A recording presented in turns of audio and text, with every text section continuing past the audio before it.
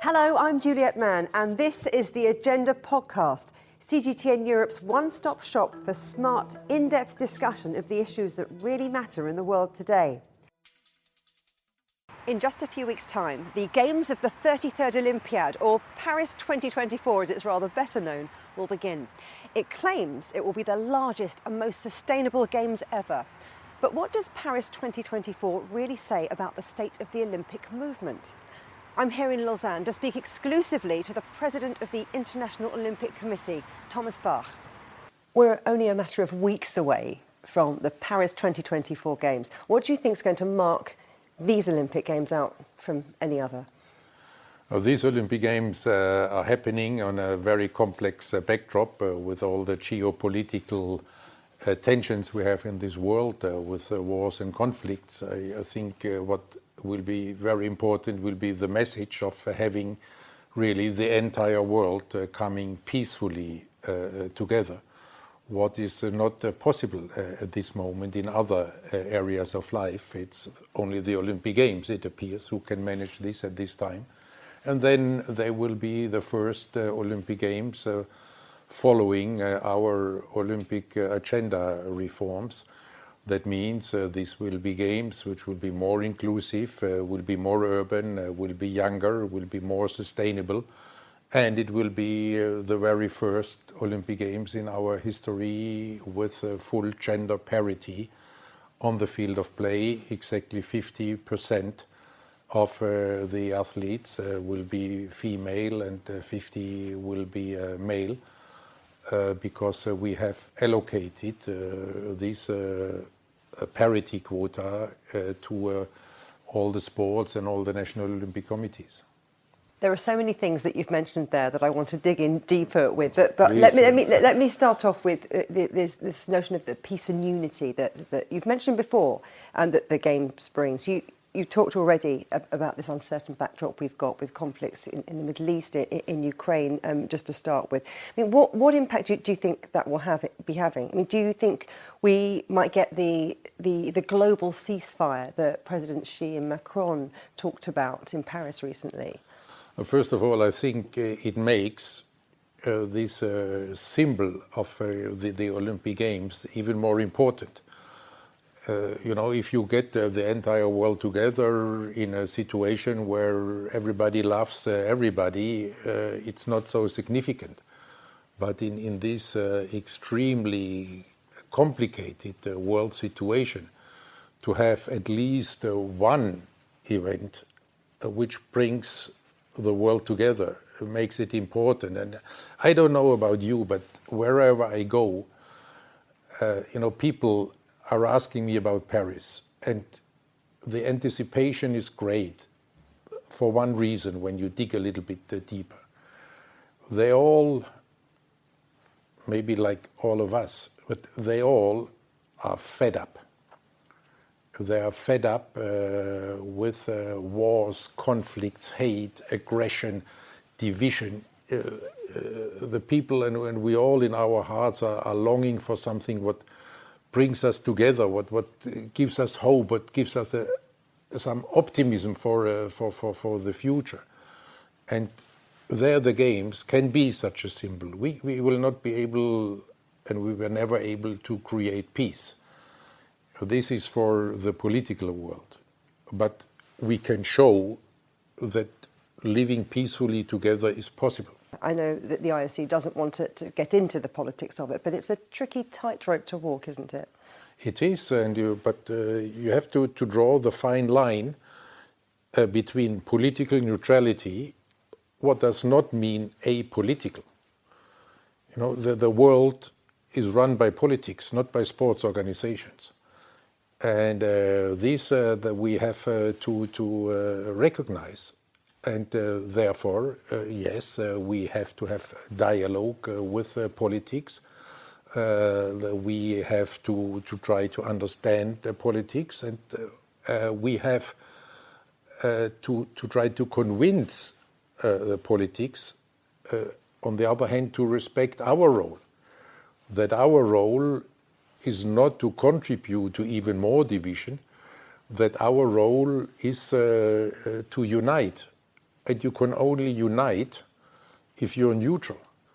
If you take a position for one or the other, you cannot unite anymore.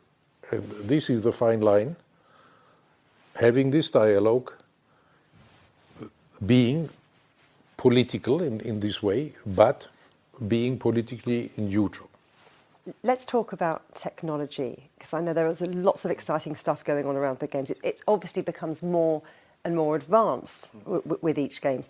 What innovations are you most excited about for 2024? Oh, there are so many. I could speak about the CMG with 8K production, which will be fascinating to see. We will have use of AI in many productions with our OBS programs, which will lead to more engagement, which will lead to more personalized offers for everybody. We will, with the digital means and with the digital platforms, we can there get across all 11,000 hours of production, which we will have by our TV branch OBS over the period of these games. We will have, with the assistance of AI, safeguarding programs for athletes against online abuse, where you can expect billions of tweets and engagements in the social media, and therein in real time, with the help of AI, we can safeguard the athletes. So there is a lot. It's just one of the very few examples. So technology is going to change the Olympic experience for athletes, for administrators, for spectators. How might advances in technology help with anti-doping? I wonder if it is still a very real issue in sport. So how are you employing that? I know that WADA is also working on this and trying to exploit the potential AI is offering or will be offering in this respect.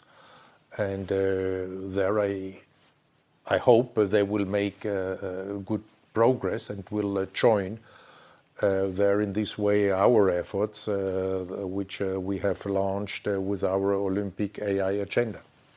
Now, one non-technological first for these games is going to be money for track and field. That's a long way from the amateur Olympic ideal, isn't it? I wonder what's your take then? No, that's not. This is not the question. There is prize money in the Olympic Games since decades at least. I got prize money for my gold medal in 1976. From or through my National Olympic Committee.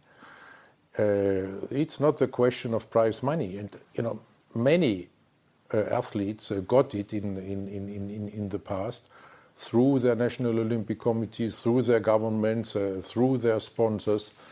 There is prize money for a very, very long time, and in my times as one of the founding members of the IOC Athletes Commission, I've even been fighting for prize money to be allowed, what was not allowed before. So this is nothing new. This is a question of responsibility. Who in this Olympic movement has the responsibility for what? And you cannot, in an uncoordinated way, really support the athletes and the teams in an efficient way. And there you have the role of the National Olympic Committees. Their role is to prepare the best athletes of their NOC for the Games. And if they think that their prize money helps, they're paying for a long time. And this is fine. And you have sponsors, they are paying, and this is fine. And then you have the role of international federations, and the role of international federations is different. The athletes are competing as their national team. So the support for the athletes at this event is for their national team.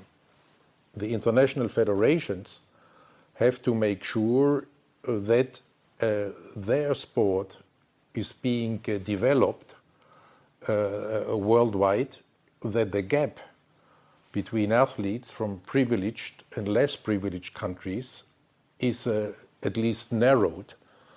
And this solidarity effort, is not being addressed if you reward 48 athletes out of the 2,000 who are participating and out of the tens of thousands who would like to participate in the Olympic Games. Another huge issue in sport is that of transgender athletes competing, particularly transgender women competing against cisgender women. What's your take on that? There is no one-size-fits-all solution. This issue must be looked at it very differently, let's say, from dressage in equestrian and weightlifting.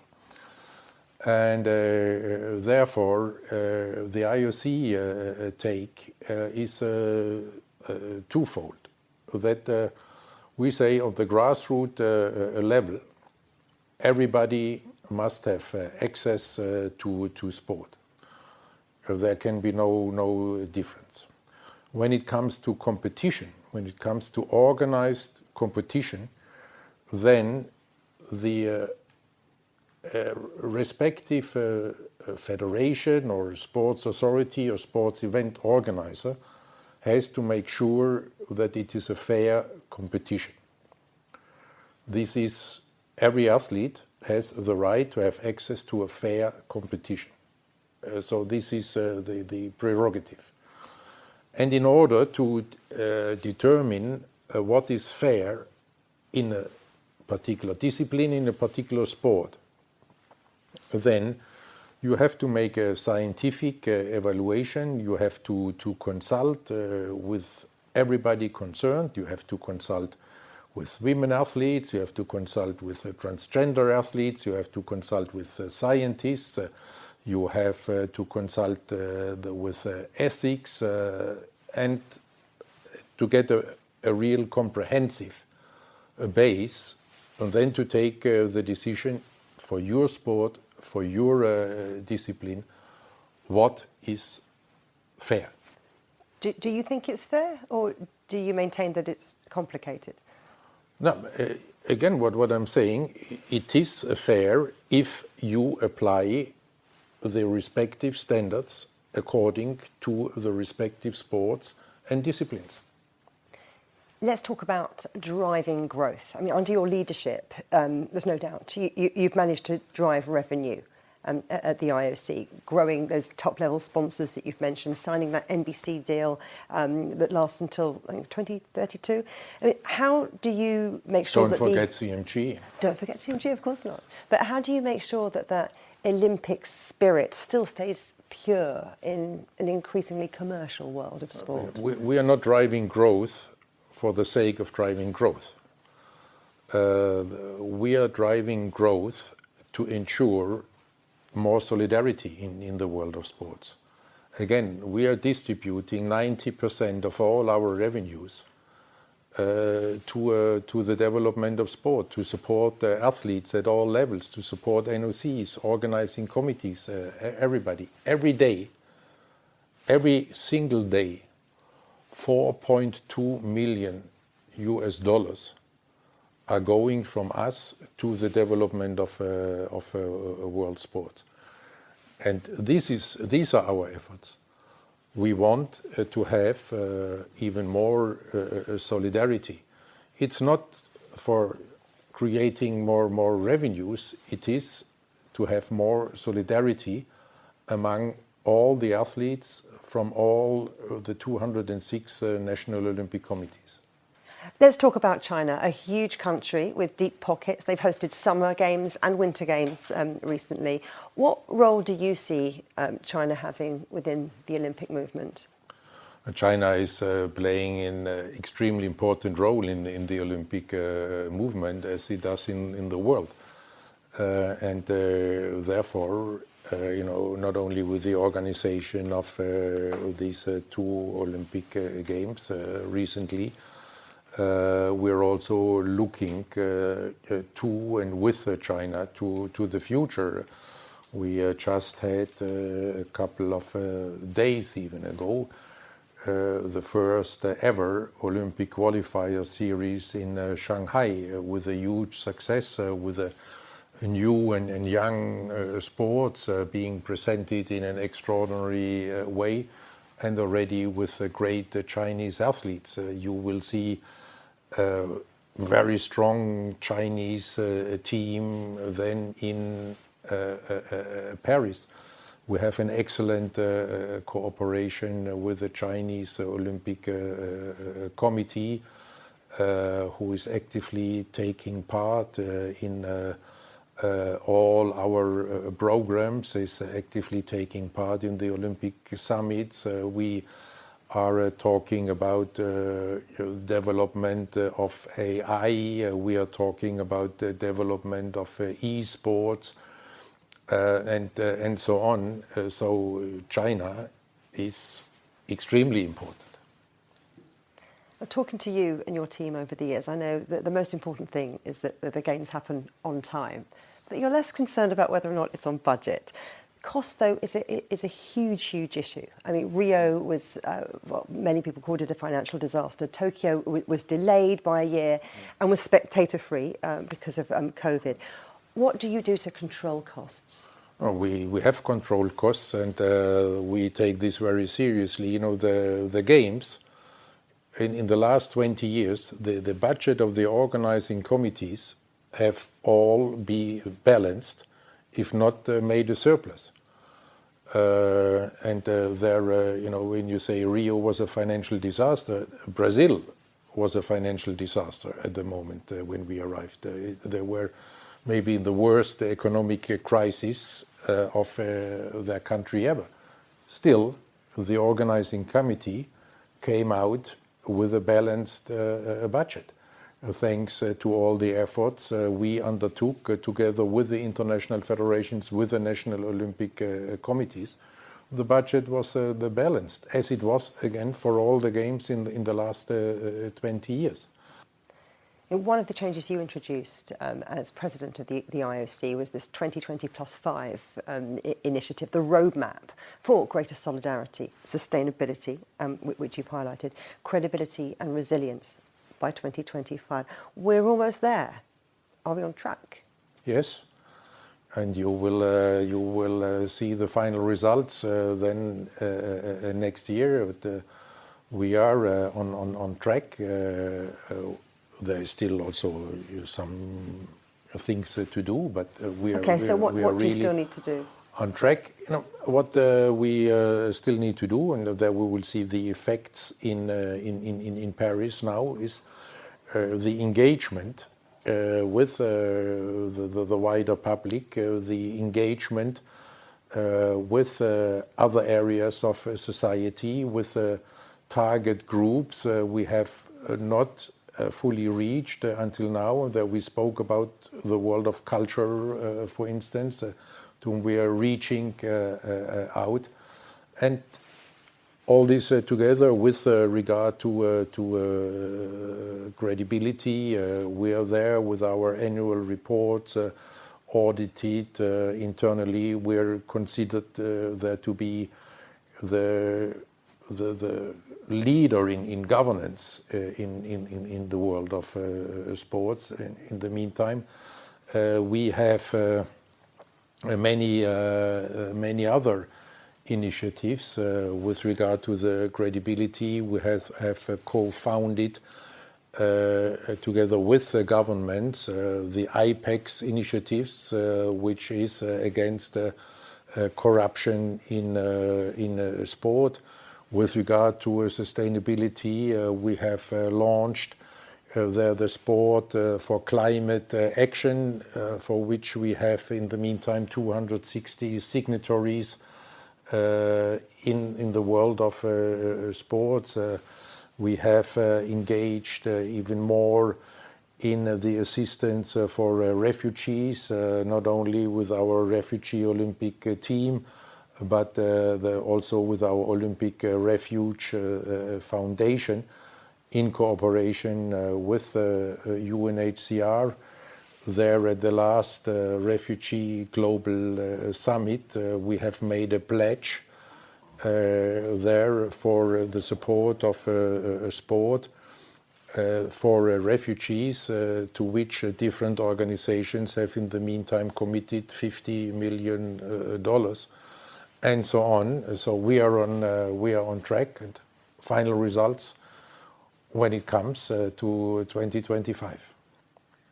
I know that Paris is being billed as the most sustainable Games ever, and sustainability is a huge issue, but it's one with moving targets. Can you ever really have a sustainable Olympic Games? Yeah, but this is it depends on your definition. You know what we can say with Paris. We will be ahead of the Paris Climate Agreement. Paris is on track to reduce the carbon footprint by 50%, to halve it, compared to the emissions of London and Rio. This 50% target has been set by the Paris Climate Agreement for 2030. So we will be there already in 2024, and we hope very much that our US friends will feel inspired by this and will make all the efforts. And then from 2030 on, you have in the host city contract the obligation for the reduction of the carbon footprint and the sustainability. And as an organization, we have been trying by leading through example, as we always try to do. You're sitting here in Olympic House, which at the time of the opening, there 5 years ago, we had the CEO of the biggest and highly recognized and with a high reputation certification institute here, lead, who said that at this moment you could consider this building as the most sustainable office building in the world. And I hope we are still on the podium, but for sure you're sitting here in one of the most sustainable buildings in the world. We are reducing our footprint with regard to travel and overall by 30% this year for 2024, and we will achieve, hopefully, and we are on track, the 50% reduction for 2050. You mentioned your American friends, and of course you have Los Angeles 2028 already firmly in the diary, Brisbane in 2032, both in countries which have hosted numerous Olympics Games before. When might we see a Middle Eastern or an African Olympic host?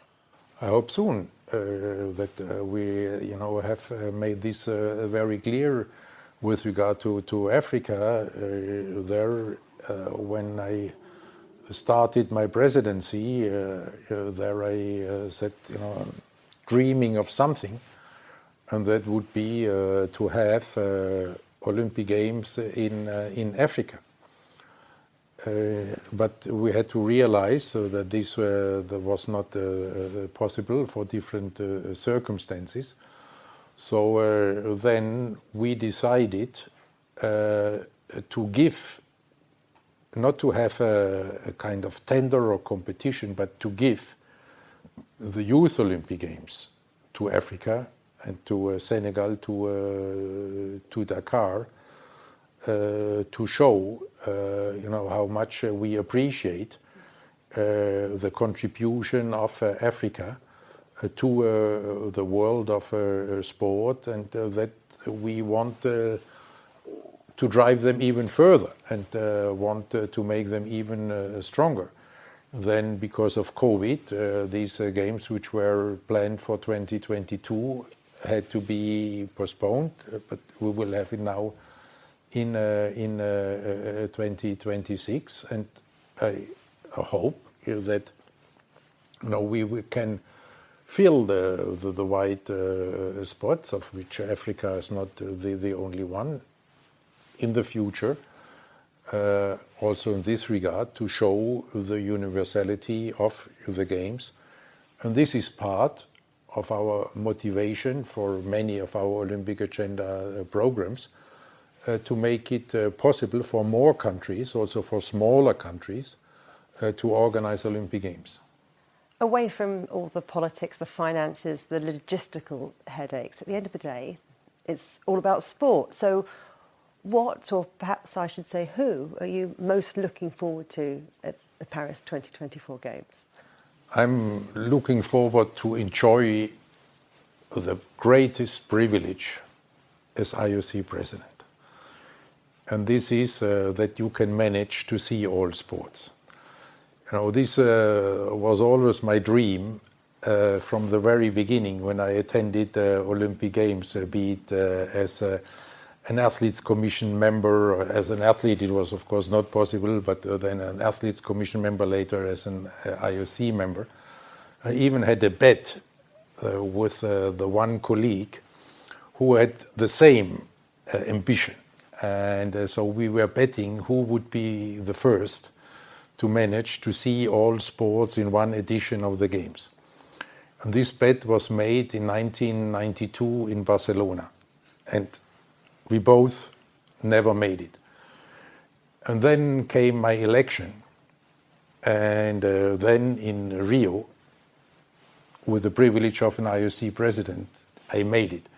So I went back to him and said, listen, I've made it, but I consider this not to be, our winning our bet, because I was enjoying an unfair advantage with the privilege of an IOC president.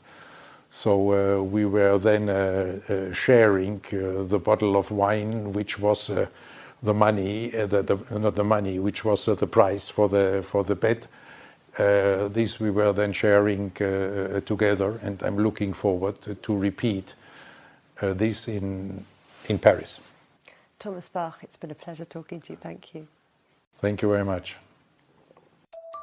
Remember, you can subscribe to this podcast on iTunes, Stitcher, Spotify, or wherever you get your podcasts. You can also find more agenda content on CGTN Europe's Facebook, Twitter, Instagram, Telegram, and YouTube channels. Until next time, goodbye.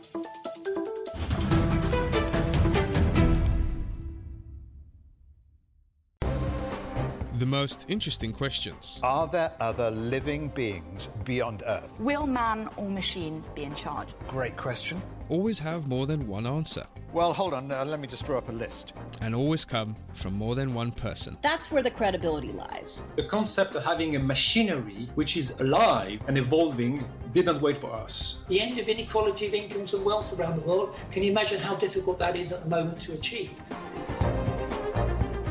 Every episode, Stephen Cole, Murray Beveridge, and some of the brightest minds out there shed light on the answers to some of the most intriguing questions. There are two ways of looking at this. Machines can't really discriminate between civilian and military targets. The Answers Project. Maybe we need to just look at this in a bit more detail. Extraordinary claims require extraordinary evidence. The Answers Project, a new podcast from CGTN Europe.